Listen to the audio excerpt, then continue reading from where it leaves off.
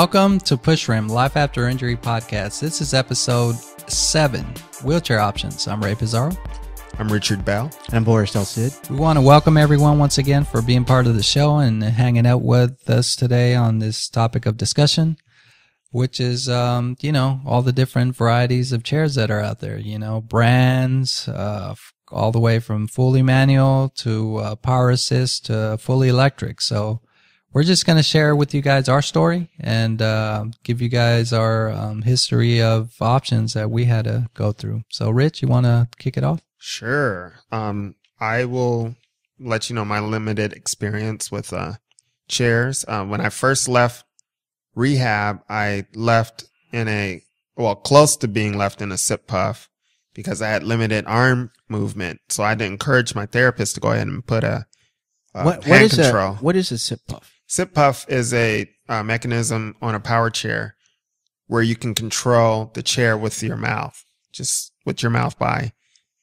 puffing to move, sipping to stop, Oh, that's what that means. Seriously, I did not know that sit puff meant puffing this. Right. It's like a straw. Yeah. And, you sit puff. I actually thought that if you push it forward with your mouth, it would move forward. No. That's like a joystick, right? Well, see, that's what we're here to learn. Actually, I learned something today. That's great. Thank you. Right on. And, but I ended up, leaving with a hand control, which was good for me because I was able to get a little more strength in my arm that way. Mm-hmm. Also, combining that with reaching for things, I started to get more arm movement back. And, that was very, very good. The other thing with the chair was I didn't have any experience with chairs, so I didn't know about having to get it measured correctly.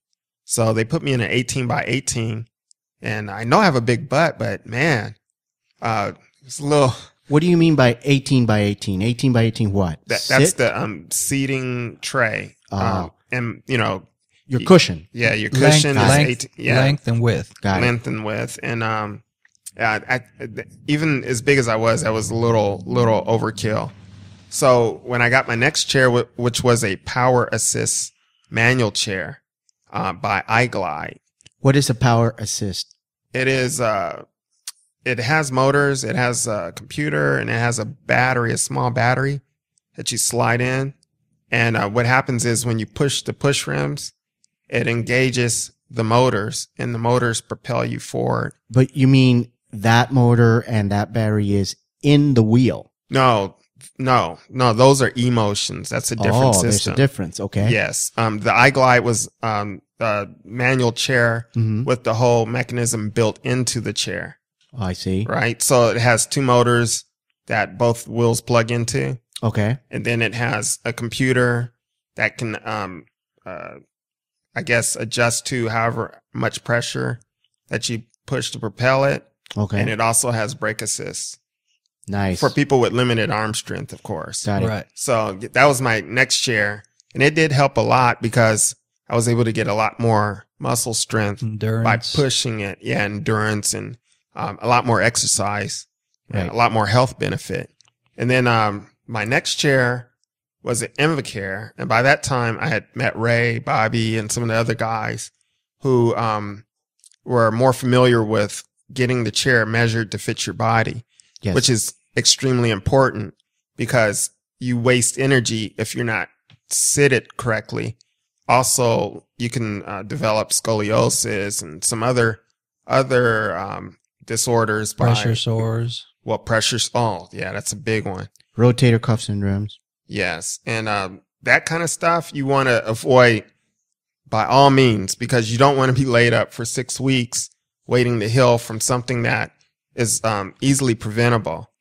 But so I got my chair measured. Actually, didn't you measure my chair? I think it was part of me and someone else that we kind of. Yeah, so I deferred to somebody I knew had more experience. Yes. You should defer to a good therapist, a seating therapist, when that's experienced in measuring you. But Ray, weren't you in that industry for a little bit? Yeah, I was. I had a background in yeah. So why am I talking about this? No, because you learn from it. Well, you're sharing your experience. But I just recall that Ray was in that industry for a while. So he has a great deal of knowledge on it. Absolutely. The last thing I wanted to share was, when I got my new chair, it still wasn't right. And that's going to happen. Insurance isn't going to get you what you want. So you have to get as close to possible what you think you need. And then, I got all the other, extra components for my chair, by third party measures. Okay, I'll tell the truth. I got my wheels, my back, off of eBay. Got a killer deal, and everything fit together pretty well. And I've been happy with the chair so far. So you mean there's other ways to obtain those accessories, and not accessories, but things that you really need, upgrades that are not covered by insurance, which we all know insurance is kind of stingy, to say the least. And you are able to get that other ways. Yes, and it's very important that you try to get the best parts for your chair, because that's your chair. That's what you use as your legs on a daily basis. And it's going to affect overall performance also. Right. Cool. Well, overall health. I mean, if you don't get the right chair, as you mentioned, you can have a whole array of problems, from pressure sores to scoliosis to rotator cuff syndrome, overuse syndrome of your wrist, arthritic changes in your fingers, stiffness, pain. I mean, all kinds of things from the wrong accessories. And I don't mean accessories as a luxury, talking about things that fit your individual accessories injury. As a necessity. As a necessity, correct. So you're right. You're right. I like that. What do you have for us, Boris? Well, you guys have much more experience on that than my own. I've only been on the chair for 6 years, and the chair that I have right now is the same one that I've had all those 6 years. Before that, I had the loaners at the hospital, which, to tell you the truth, were, I don't even remember what they were, what brand they were, but this one here was the best fit that I had up until that time. The other ones that I was borrowing back there were not really that loaner chairs are always the worst. Well, they're never going to be really what you need until someone, because they're loaner chairs. Correct. So when I had my fitting for the chair that I have now, I was quite a few pounds lighter, which means, as you mentioned, the seat 18 by 18, I still have that. It was actually designed so I could, I guess, have room to expand, because the lady who fit me into my chair said, right now you are at a weight that is not going to be the same after you go home. You will gain a little weight, and you do. So I still fit onto my chair, the 18 by 18. But some of the things that I now know that are not right will be taken care of on the next chair I have or I get. Last Saturday, we were talking, Ray and I, and he mentioned some things that may be to my benefit. Changing the center of gravity on the chair right now will probably keep me from being so, quote unquote, tippy. Also changing the angle of the bucket seat that I have, which I do not have too much of a bucket, do I? Yeah, the bucket angle, right. The angle is not really that good. Anything that I put on my lap, it just rolls forward and falls off. And there's other benefits to having a bucket. With limited trunk, the bucket helps you with your balance. Exactly. Which is one of the reasons we started on that topic, because when we were exercising that day, every time I push forward, my chair will tip backwards a little bit, and then my trunk will continue to go forward. So I could only do maybe 1 or 2 pushes, without, having the tipping and my trunk being forward. And I go, Ray, man, this is really bad. And he goes, yeah, you got to do this, this, and this. So Ray, having had the experience of wheelchairs before, helped come up with a solution to it. And also your footrest too. The footrest, correct. There's a lot of different. That's why it's good to get a adjustable wheelchair, fully adjustable chair when you first get hurt. This way you could figure out what works or not. You never want to go in and get a totally, one size fixed wheelchair. So and it's my understanding that there are a few of those out there. As a matter of fact, there's a fully adjustable chair out there. Not that we're endorsing any particular one. We're not partial to any particular chair manufacturer. There are many options which you could actually find for yourself. But there are a few out there that have this capability, and you might want to look into one of those. If you're, getting a new chair, that could help get the right fit for you. Plus, remember to seek out professional fitting help.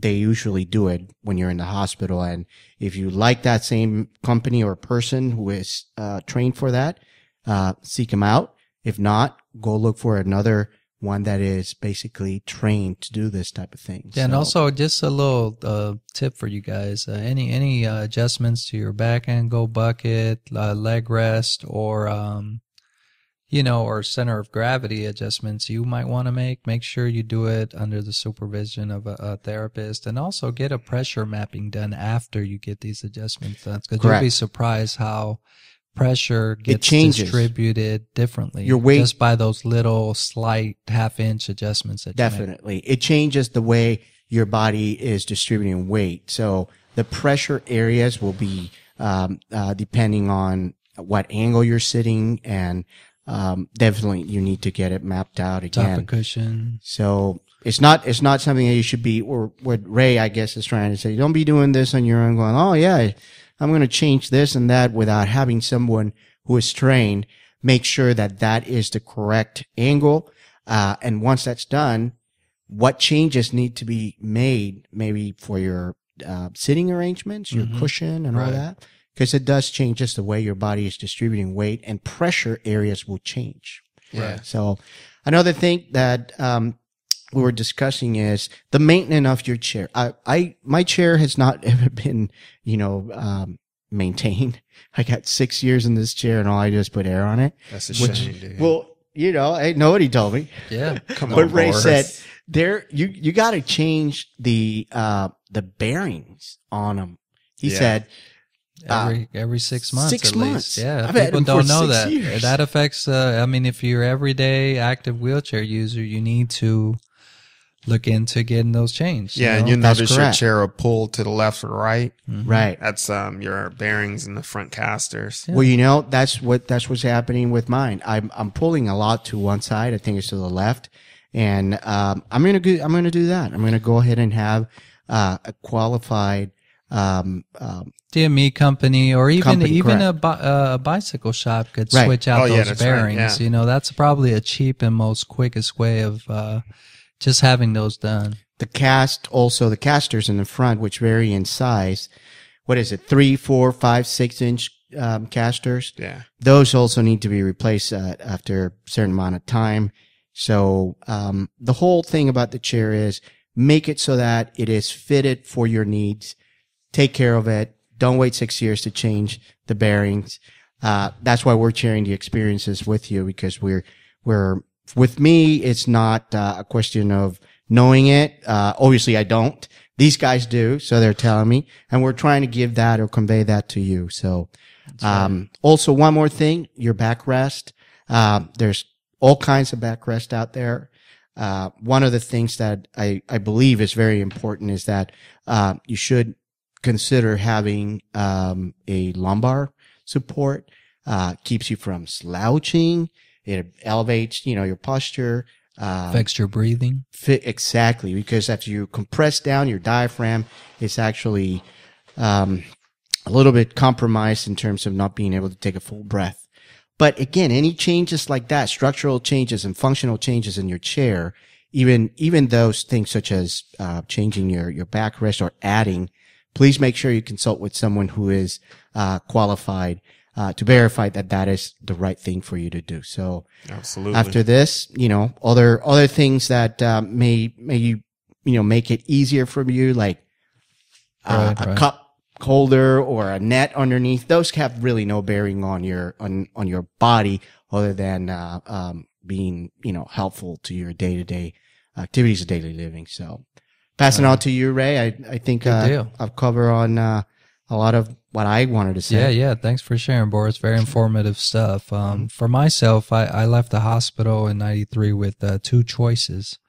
I actually went home with 2 chairs, a manual chair and a power chair, because I was kind of in between both. And they saw that I had potential to push indoors, but not outdoors fully. So they gave me 2 options. My insurance at the time, luckily, covered both. So, it was great. I wasn't stuck with one, so I was able to use my power chair on long hauls and my manual chair around the house, or maybe, up and down the street or whatnot.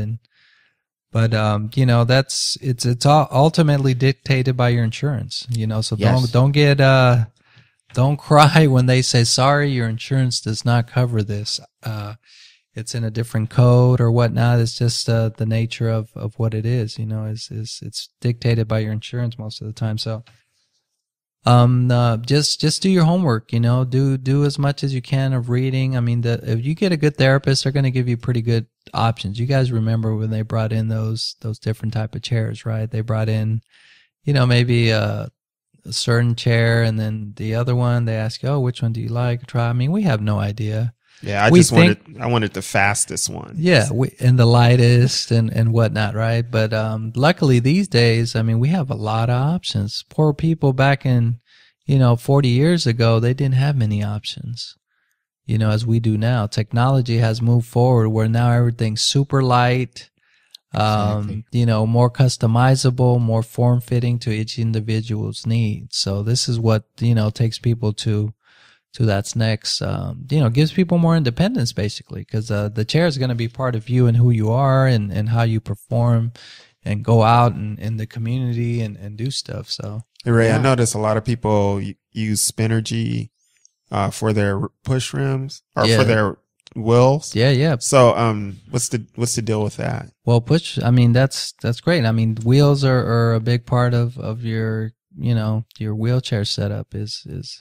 I mean, they're not something standard on any chair that comes with those type of wheels, but they're lightweight and they're really durable. They're really stronger than spoke, actually. So you're gonna see as you go along in your rehabilitation process, you're gonna see other people in different chairs. Don't be afraid to ask questions. Ask them what type of what kind of wheels are those? How much are they? Big wheels. And they're not expensive. I mean, they're not cheap. Nope. They'll run you a pretty penny. Oh, I yeah, mean, they Spinergies average are not cheap. from Absolutely $400 to not. $600-700, Yeah. So, More. but yeah, probably more. So Richard said a good thing, shop around, do your eBay searches, See, the internet has quite a bit of information on those issues. Those are perfectly normal things to look for that you might want to have consider next time you're getting your new wheels. yeah, so do your research, and like we mentioned before, any changes you make to your chair, please contact your outpatient therapist and come up with a game plan that works for you. Absolutely. So, in that we're gonna wrap up and just let people know where they could find us online. And Rich, Yeah. You can find us at Club Pushrim. That's our YouTube channel. It's one word, Club Pushrim. Sign up, subscribe. We'd love to hear from you. And also find us at our social network at www.pushrim.com. That's right, and we're finally on iTunes where you could download us. So do a pushrim search in iTunes, and here's on your way out pushing, going for a push or a stroll, and enjoy the show. The more people we get, the better it is to be able to share and give us some feedback too. That's very, very important, because we want to know what matters to you. And if you don't speak up and let us know, we can't guess what important topics we could bring to you guys. So please, anytime, email us or write comments down below, and definitely join our site and connect with other end users. And this is the way we're going to get to that level of independence that we need, by sharing. That's very important. Yeah, and if you see us rolling around out there getting our workout on, holla. Absolutely. Give us a hello, a shout out. So in closing, we like to thank everyone. Rich, Boris, thanks you guys for sharing your guys' stories and letting our audience know what experiences we've gone through. So we're gonna keep bringing you guys different variety of topics. So stay tuned for our upcoming episodes, and we'll catch you on our next show. Yes.